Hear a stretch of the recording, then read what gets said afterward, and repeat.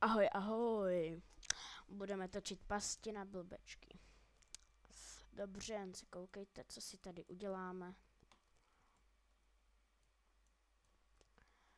Jak vidíte, tak si to tady vykopu.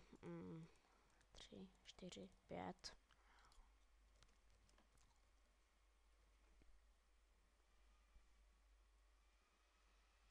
Vidíte? 6 a 2. Tady si dáme sticky piston.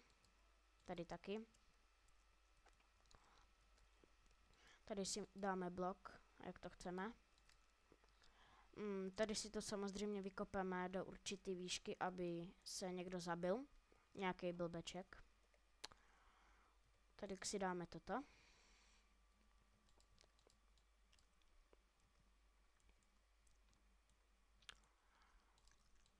Takhle. Navedeme si redstone. Tak. Vidíte, jedna strana už nám funguje.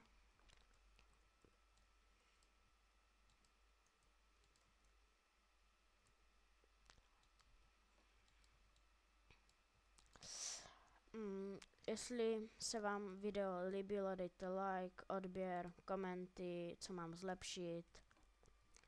Tak vidíte, teď nám funguje všechno. Můžete si to, dívejte, tady si to prostě takhle vykopete, úplně jakože velké. Teďka tam uděláte třeba resku nebo warp, oni se portnou tady na to místo, vy budete někde zakrytí, oni tam budou čekat, nějak si toto, ať se nemůžou hýbat, a dáte tady k toto, a oni vám spadnou z nich věci a věci jsou vaše. Můžete si tam dolů dát set home a jak uvidíte, že tam padá, tak dáte rychle home a věci jsou vaše.